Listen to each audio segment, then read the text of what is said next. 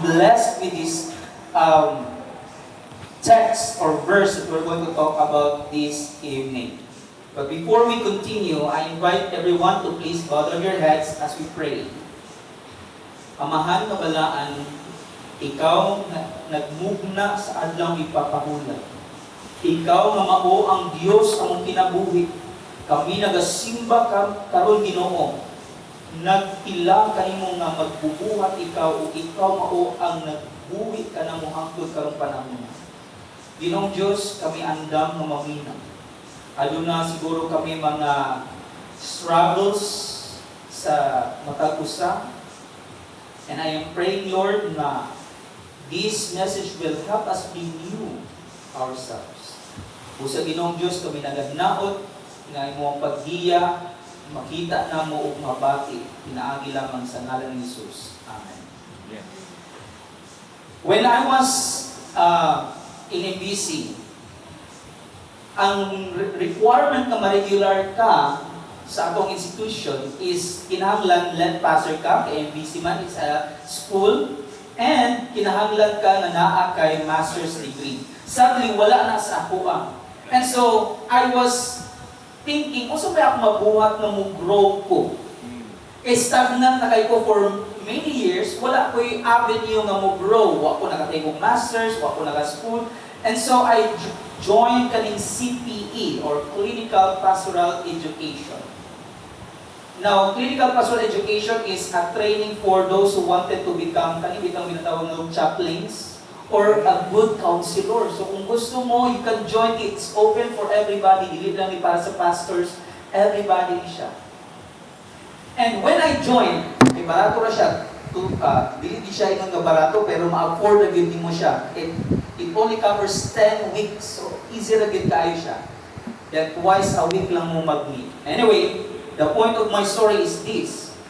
When I joined, pag-abot yun ako sa CPE, mag-open man mo sa inyo ang life. Imo yung i-kumpisal na tuwa ang imo mga struggles, mga kasakit. Kaya in order for you to be processed, kinahanglan nga i-open imo ang life. Kaya kung di mo i-open, plastikay na ka, dili gyud ka ma-process kung naka anger issue or anything. And when I was being processed sa ako ang supervisor o ako ang mga classmates, sige sila ingon nga, ayaw gamita imong mind, ayaw gamita imong brain, gamita imong heart sa pag-express. Kung sa magyud ng mind, kung sa magyud ng heart, kasi kalahian nga, mawara man niya akong gusto ingon. Kasampaan pa ko na, don't use your mind, use your heart. Use your heart. So ako nagalibog na kung sino man pressure na kayo ko, hindi ko kabalong sa ako itubang. And then, kay gabi man to, late po ko naabot, karon gutom man kaayo kong ilagay kong panikamutan nga mukumpisal ko sa ako ang feelings. Ingon bitaw ko, Sir, Pastor, I don't understand kung saan ang mind o heart. Pero I know, Pastor, that my heart and my mind says that I am hungry.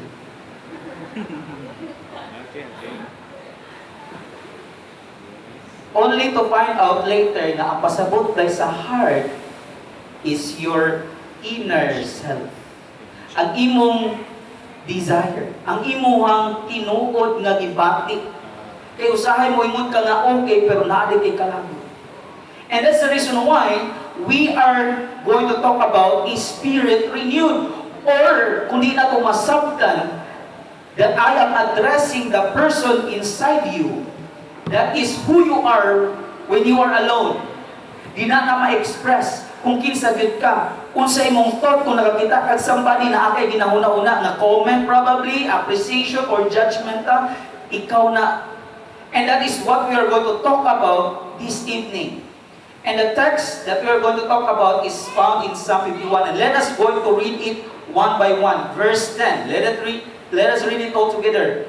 Create in me a clean heart, O God, and renew a right spirit within me. 11.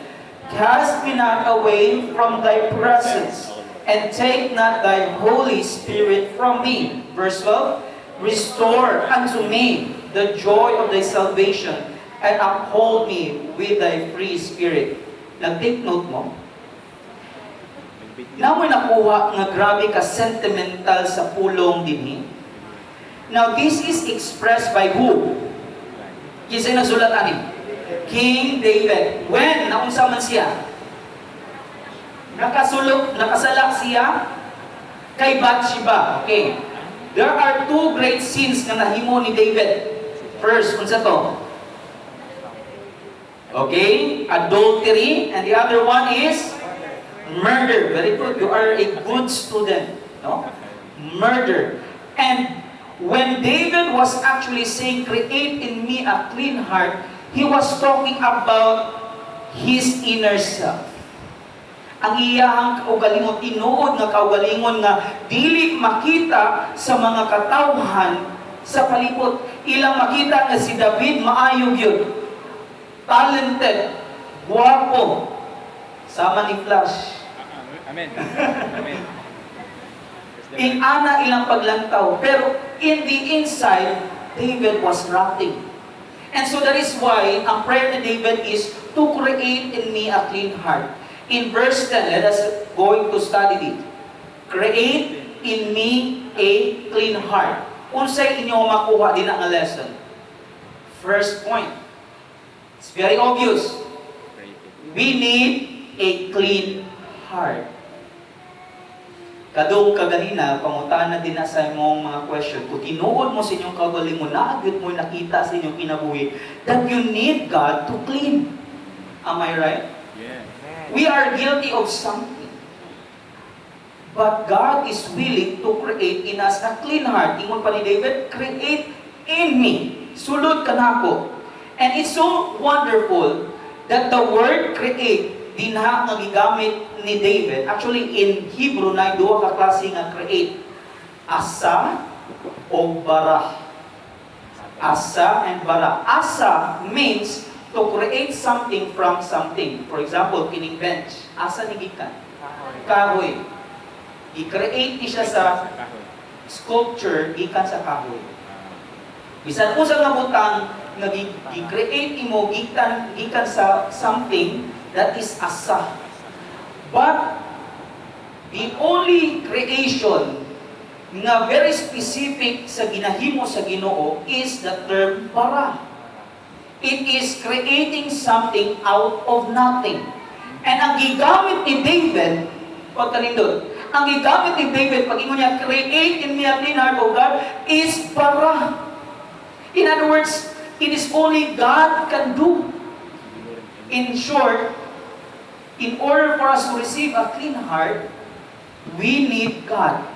Let me repeat, parang nanaatay bagong mga handong. That's the heart. Because the heart is your desires. Kung gusto mo na mo yung mga bagong handong, kinahanglan ang Diyos presente. Naa siya kay kung walay Ginoo, wala ka mausap. Your heart remains the same. Probably lahi mong ginahimo, pero ka-struggle ka, kay dili na mauwi mong gusto. Nahimo kang plastic. And so, I am calling out for everyone to have a heart surgery. I love what Ezekiel said. I will give you a new heart and put a new spirit within you. I will take the heart of stone, pagkanindot, out of your flesh and give you a heart of flesh. That is that heart surgery? So, David wanted to have a clean heart. Kita po unta. Nga ato ang pagkagahi sa atong kasing-kasing, ato ang masumitar sa Ginoo. I believe kung undergo kag heart surgery, it's not easy. Hadlok taan na. Kay 50-50 atong kinabuhi. So it's not easy also to make a change. But God assures us that He can give you a new heart. Do you need it? Yes. Honestly, do you need it? Yes. Then, I should assume na pag mulakaw na tagikan din hinay, mausap sa inyo. Amen. Amen. Let the Holy Spirit talk to you this evening, my dear DMPs. Next point. Ingon si David, renew a right spirit. So, dili lang heart, but now spirit. So, the next point is we need a strong spirit because David said, renew a right spirit within me. So we need a strong spirit. Now, the prayer of David comes from the Hebrew word nashon, which means steadfast. Naghangyo iya sa Ginoo nga tagaan siya espiritu nga dili mabarog, dili mausap, dili matintal. So karon medyo maglibog siguro ta unsa may kalahian sa heart o sa spirit. Let us try to read this. Heart often refers to the core of a person's emotions, your desires, and your will, imong mga handog. It's about what you feel and what drives you. That's the heart. Pero kung moingon ganitag spirit sa Bible, there's a lot, no? Ruach man na siya sa Hebrew, sa Griego, it's pneuma. Breath, it could mean breath, it could also mean life, it could also mean your determination. Spirit refers to your determination and dedication to remain true and loyal. For example, Lord, create in me a clean heart. And so naghandom ka nga mausap ka, am I right? Ang will nimo, ang imong determination to hold that desire is your spirit. It's your inner aptitude. It's not, dili pasabot nga kung mamatay ka, maglupa-lupa di siya. No. It is yourself ihapon nga, ikaw ra kay balo sa imong kaugalingon and God. So if you want to have a clean heart, kinahanglan ka ng determination. And so, kaganina nangutana ko ganina, are you wanting to have an open heart surgery to say God will remove the old heart and give you a new heart? Now the Spirit will work if you are determined to maintain that new heart. How determined are you, mga kaigsunan? Kung dalion kay katulgon ng uban. No, katulgon na. Psalm 51:10. I know, gutom na kita. Let me continue na lang. In verse 11. Cast me not away from thy presence, and take not thy Holy Spirit from me. Now, there are two similar expressions here. First, cast me not away, ayaw kay palayo. And then, yung isa, take not, parehas lang. What is this that David is trying to say? He doesn't want to be separated from God. Di siya gusto mabulag because sin is the thing that separates us from God. And sin, as kabalo naman kita, it's a misguided love. It's a misguided love. Na yung usa ka istorya sa usa ka pastor actually, no? Usa ka pastor. Nga naminyo siya, this is a true story. Hindi lang nakuhin mo ng pangalan. Grabe sila ka-sweet. Actually, hindi sila grabe, pero they've been together for 20 years. 20 years! Magkaingon ka nga, kahit nag-kaining siya nga relationship. Pero one time, ihuli ang pastor gikan sa district, sayo, mga udto dapit. Pag-abot niya sa balay, na-notice niya nga na ay sapatos, a pair of shoes sa lalaki. Nga wala man iyang mga anak kay nasa eskwelahan. Yara mang wife ito, kinsa maning pair of shoes nasa lalaki. Minsulod siya, mingaw. Pero pag adto niya dito sa kwarto, sa gawa silang kwarto, nadungog niya ang mga agig-ig, mga katawa, o mga kalingaw sa lalaki o sa babae. Anang iya nadungog, ang tingog sa babae, tingog sa iyang asawa. If you were there, kung sa inyong buhaton, no? Magampo. Ampo, o kuyawag isa to ninyo, nagampo. Lord, please, kundana. Or, Lord, patiya sila. Kung sa may inyo, ang yampo. Kuan, pungan ang kagalingon. Pero kabalo mo sa iyang ibuhat? Maybe nagampo siya. Magampo. Tingin siya, Lord, pugi ko. Hinaog siya sa sala. Nagulat siya. Okay. Hello. After pila ka mga minutes ng gawas ang duha, ang asawa o estranghero nga lalaki, grabing paningon, Grabing katawa. Nakitaan sa maong asawa ang maong nga pastor o miingon ang maong nga pastor, Mami, anong imo maning nabuhat? Wala. Masay giingon sa babae. Kung saon tamandad, in love mangyud ko niya. Okay. In fact, Dad, nagdesisyon ko karon na muuban ko niya. Sakit, no? Sakit kayo. Ingana ko nagibati sa Ginoo. Sakit. Sakit. Ingon ang mong pastor, Mami, mubiya, gyud ka, atong mga bata. Ah. Sorry, Dad, but I have to go. Murag drama, no? Okay, okay, okay. Minglakaw ang duma. Uban.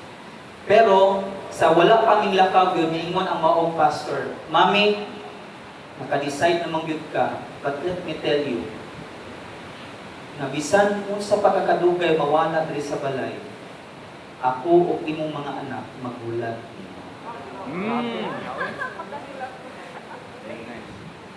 10 years after, mingbalik ang babae. 10 years.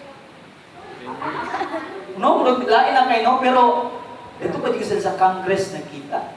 Ah. Mingbalik ang maong babae. And this time, ang babae, daghan kayo mga bunong. Lata.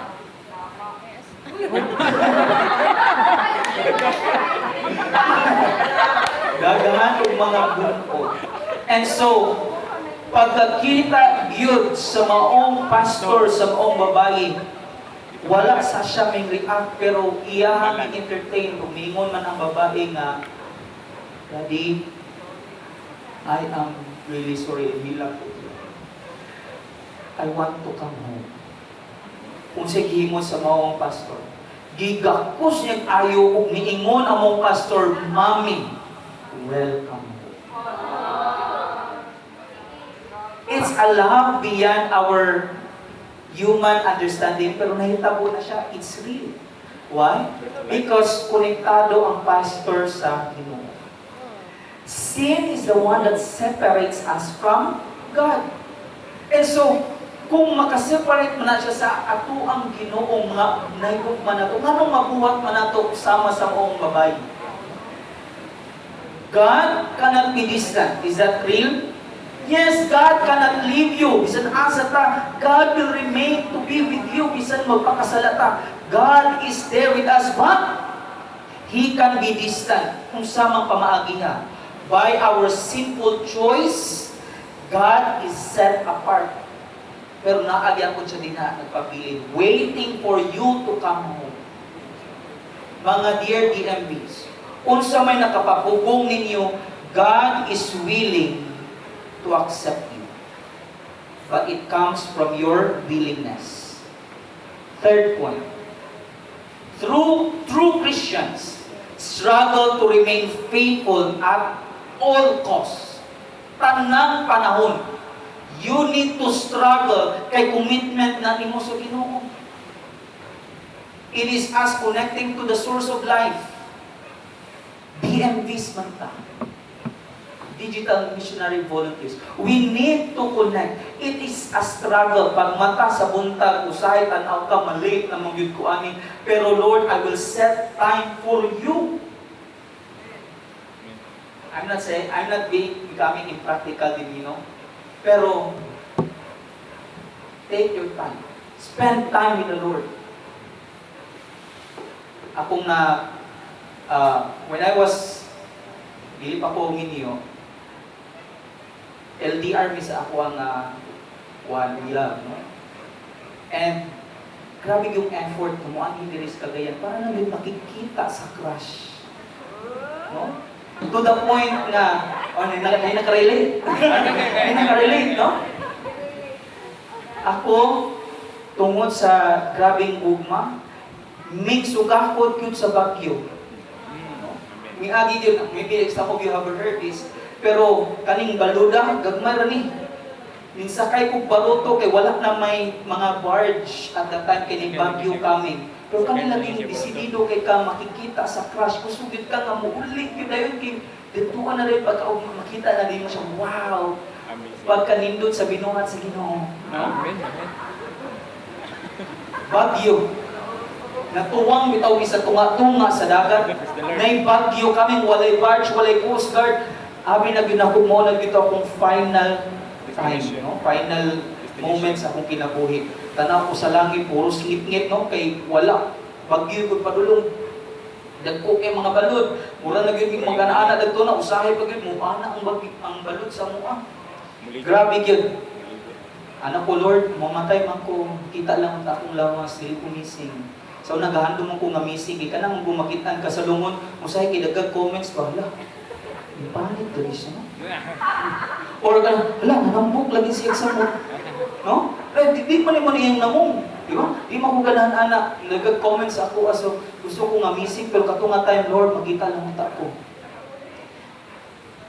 Ngano nahitabo mo na? Of course, that is not the main point. The main point is ngano nahitabo to kay desidido gyud makikita sa crush.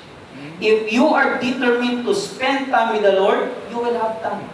Ingon pasaw sa inustoryahan, kung may gusto, may paraan. Kung hindi gusto, Maraming dahilan. maraming dahilan.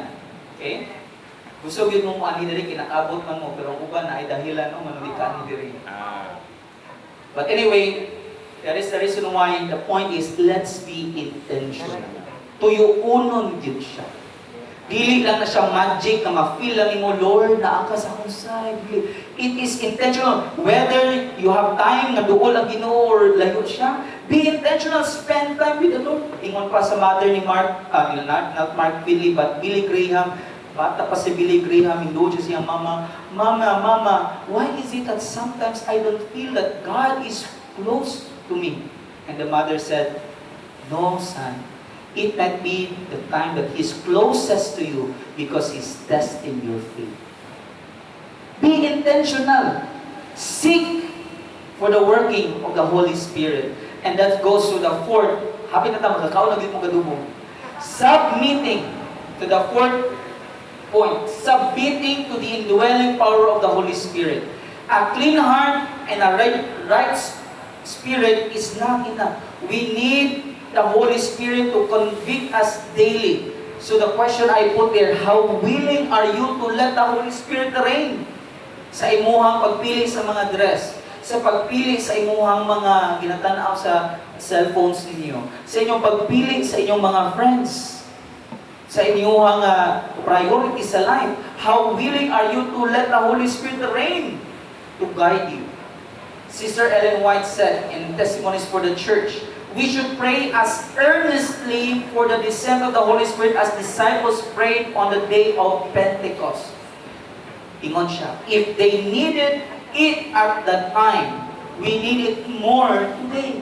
So pray earnestly. Seek for the working of the Holy Spirit.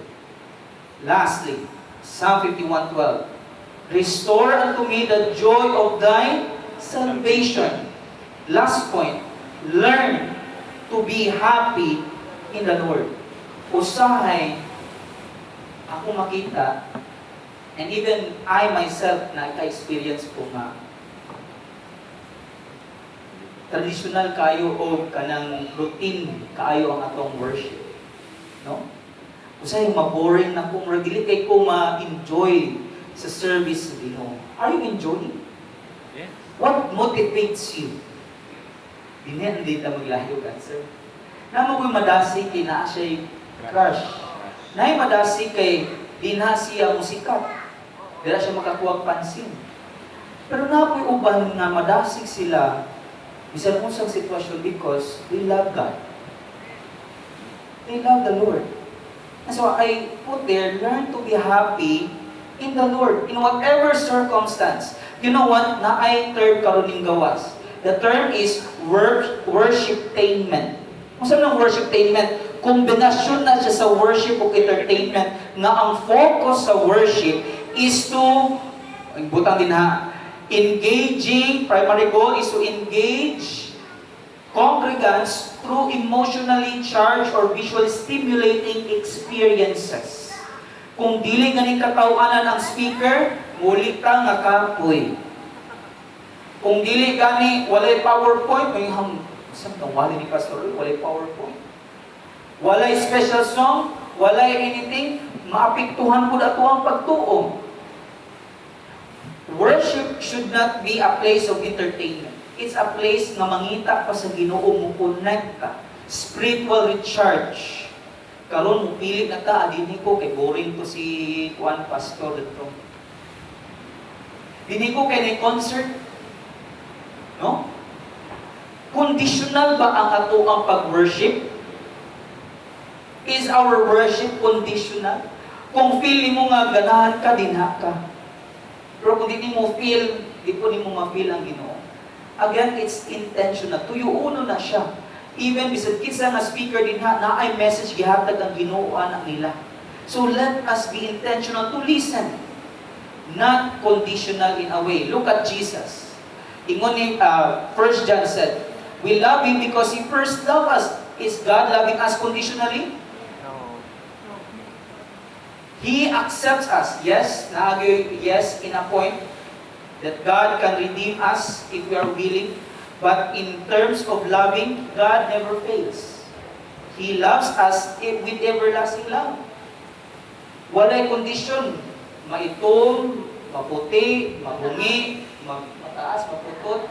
Oh, saan? God loves us. No, mabright man or dili.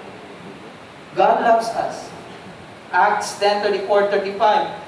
Then Peter began to speak. I now realize how true it is that God does not show favoritism.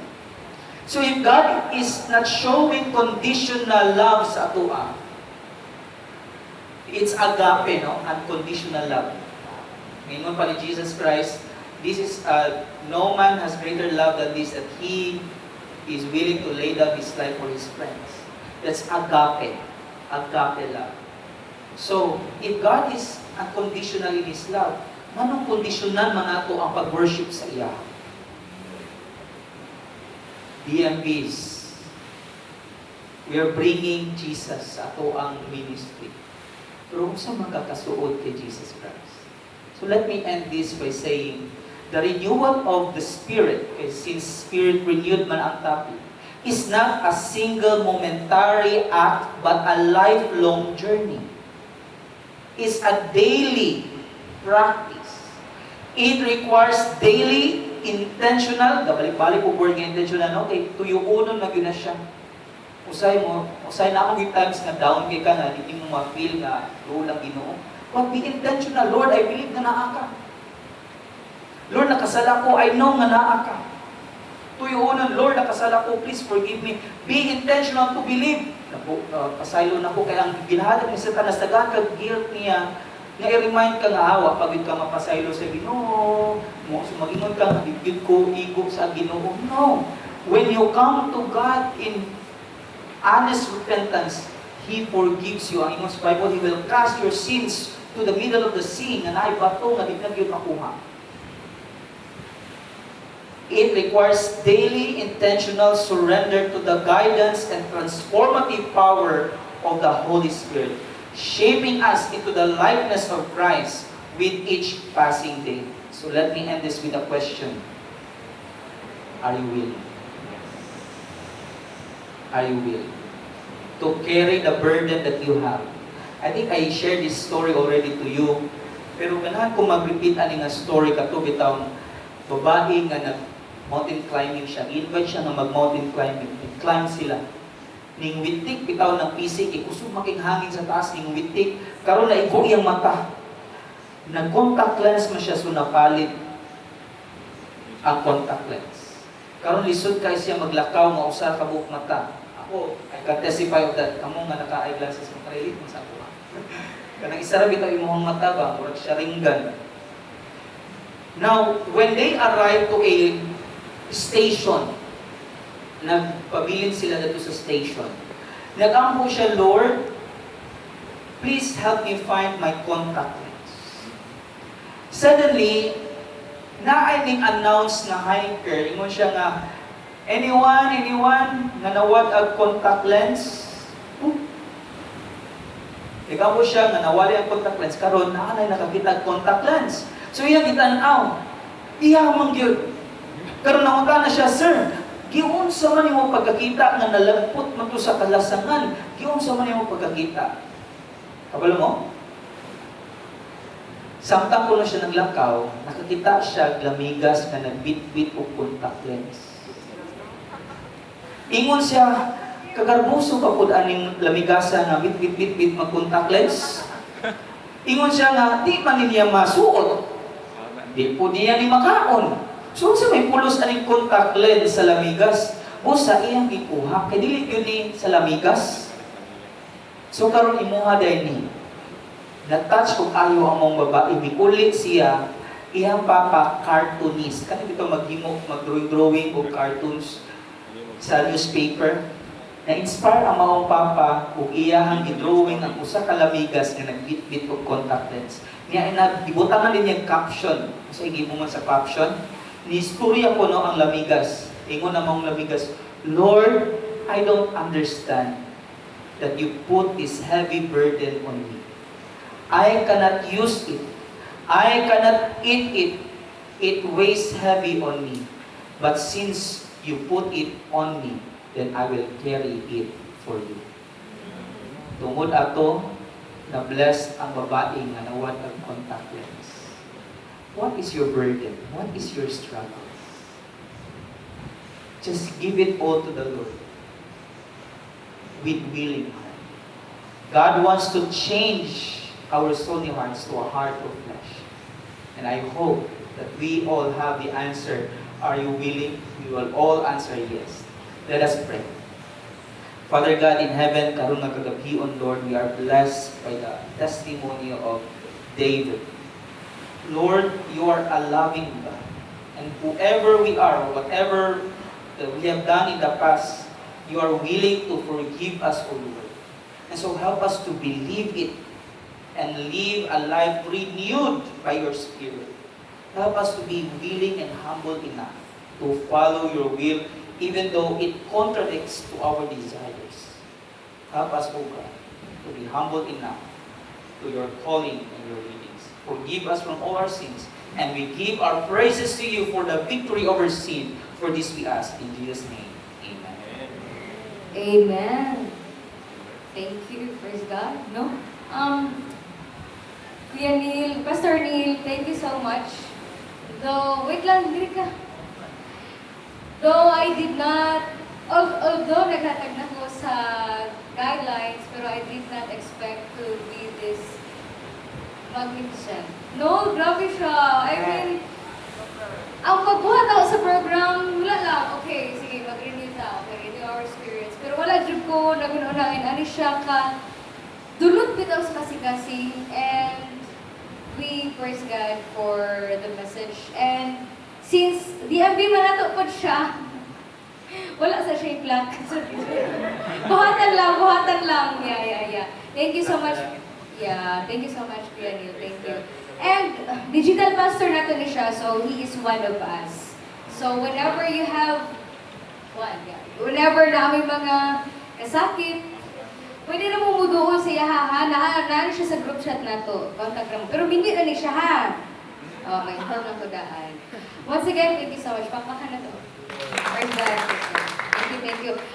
Picture sa ta, before mo hawa before mo lakaw si Kuya Neil, picture ta, dirita sa stage. Ayun. Kuya, prayer. Okay, sige. Picture sa ta. Dirita.